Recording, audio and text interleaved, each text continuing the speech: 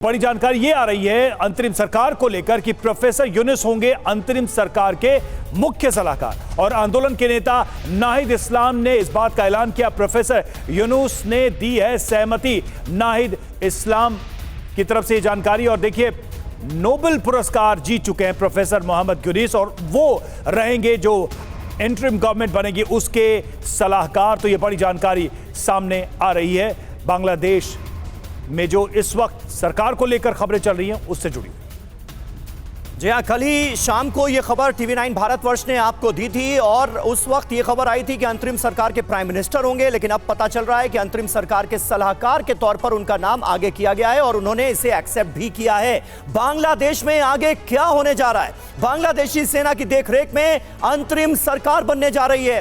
बांग्लादेशी संसद को भंग करने के बाद इस अंतरिम सरकार का गठन होगा। पूर्व पीएम खालिदा जिया की पार्टी, जो कि मुख्य विपक्षी दल है बांग्लादेश का, BNP, उसकी भूमिका इसमें अहम मानी जा रही है। रवि, बिल्कुल। और देखिए, BNP की सहयोगी पार्टी जमात इस्लामी भी महत्वपूर्ण है। खालिदा जिया का बेटा तारिक रहमान बन सकता है पीएम, यह भी कहा जा रहा है। और हसीना की पार्टी के नेताओं समर्थकों की गिरफ्तारियां भी होंगी। तो ये हो सकते, ये सारी चीजें सामने आ रही। कमर आगा सर, आपसे मेरा सवाल है इस पूरे मामले में कि ये जो खबरें आप देख रहे हैं, अब खालिदा जिया बाहर हैं, अब वो चुनी हुई सरकार नहीं थी, लेकिन अब जो सरकार बनेगी उनमें उनकी बड़ी भूमिका रह सकती है, खबर आ रही। तो मैं आपसे ये सवाल करना चाह रहा था कि इस पूरी घटना के बाद से बांग्लादेश का जो पॉलिटिकल कैरेक्टर है सिस्टम का, वो किस तरह का होगा? कैसा देख रहे हैं आप? कितना बदल जाएगा?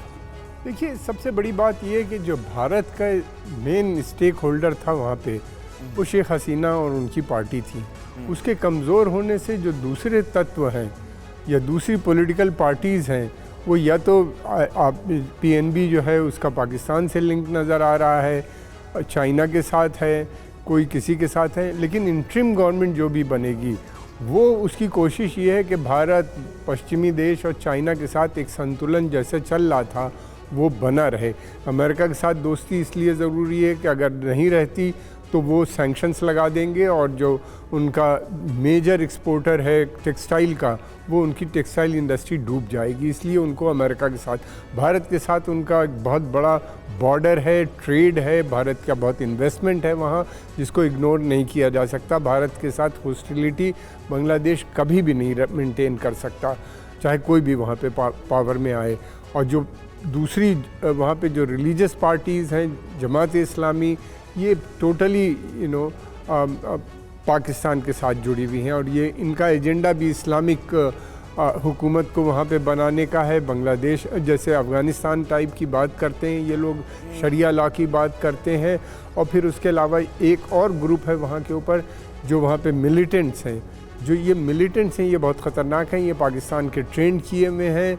और ये हुजी, जिसमें से एक थी बहुत काफ़ी एक्टिव एक ज़माने में आसाम और दूसरे सेक्टर्स में भारत के थे, ये इस तरह के बहुत ग्रुप हैं जो इन्वॉल्व हैं इस वक्त। आर्सन, लूटिंग, आर्जनी, ये एक्सपर्टाइज़ है इनकी कि जल्दी से पूरे शहर को बर्बाद कर दो, आग लगा दो, टेरर क्रिएट कर दो। क्योंकि जमात इस्लामी या कट्टर धार्मिक संस्थाएं जितनी हैं, ये सत्ता में इलेक्शन के थ्रू नहीं आ सकती। ये हमेशा इनकी कोशिश होती है अराजकता फैलाओ और उसी में कोशिश करो सत्ता को कब्जा करने की।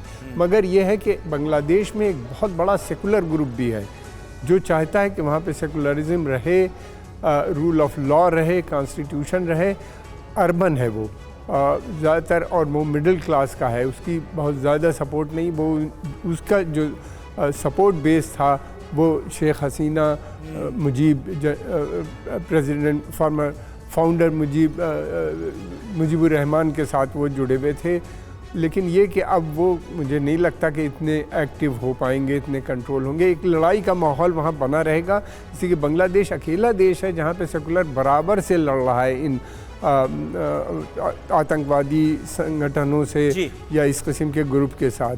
वो अकेला मुस्लिम देश है मैं कहूँगा जहाँ के ऊपर ये लोग लड़ रहे हैं और अभी भी उन्हीं ने कहा है। बिल्कुल सही बात है। और ऐसे में खतरा ये बना हुआ है कि कहीं कट्टरपंथ बांग्लादेश में हावी ना हो जाए। और इस बीच देखिए, शेख हसीना के इस्तीफे के बाद सेना ने कमान संभाल ली है।